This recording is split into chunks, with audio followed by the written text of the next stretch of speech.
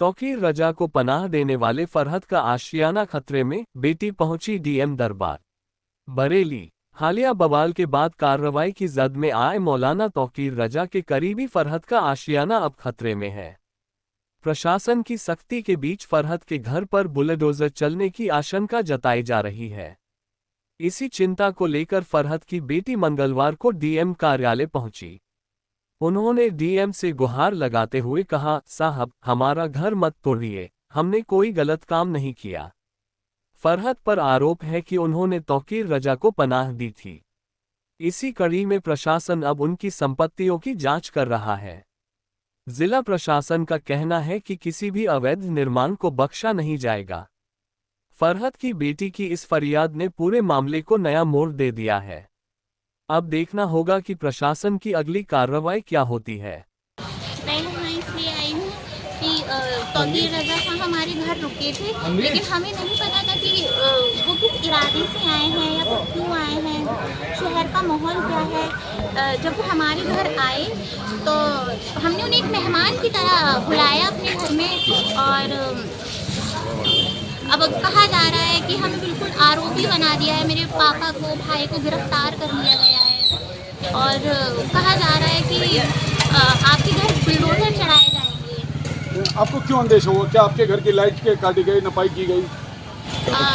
Light तो पूरी fight की ही काटी गई थी, सिर्फ एक पर्टिकुलरली हमारे घर की नहीं काटी गई, और फोटोज़ वगैरह क्लिक हुए हमारे मकान के।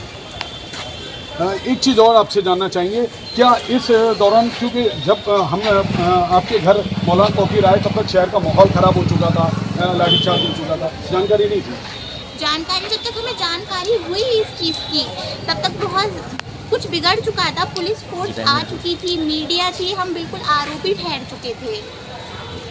आपके पिताजी का पहले मौलाना तौकीर रजा की आईएमसी इत्यादि मिलत कॉन्फ्रेंस के अध्यक्ष रहे हैं, तो आपका क्या लगातार आना जाना था? अब क्या अभी भी पदाधिकारी थे? नहीं, अब कोई अधिकारी, कोई पदाधिकारी नहीं थे। और जब आईएमसी से हमारा जब वो अध्यक्ष थे तभी हमारा आना जाना था। उसके बाद कोई भी, फिर भी उस टाइम भी इतना ज़्यादा नहीं था। उनका आना जाना ज़्यादातर नदीम और नफीस खान से था, और हमारा इतना ज़्यादा इन्वॉल्वमेंट नहीं रहा उनसे। ये बताया जा रहा है कि जो आरिफ हैं उनके आपके पापा पार्टनर थे जिनका? जी नहीं, वो फेक न्यूज़ है, और वो सिर्फ उनकी ही प्रॉपर्टी है, हमारा उसमें कोई पार्टनरशिप नहीं है। आपके पिताजी बस एक छोटा मोटा बिजनेस है, किस चीज़ का? प्लाईवुड का, प्लाईवुड। प्रॉपर्टी का भी है? नहीं, प्रॉपर्टी का कोई बिजनेस नहीं है, बस एक छोटी सी दुकान है प्लाईवुड की। अब आपको क्या लग रहा है कि आपकी घर पे क्या आफत आ रही है या क्या समस्या आ रही है, आप जो यहाँ कलेक्शन हैं? हाथी जा रही है, और आप बताइए कि हम इस चीज़ के लिए अपना घर कैसे कुर्बान कर सकते हैं, घर कैसे गिरा सकते हैं।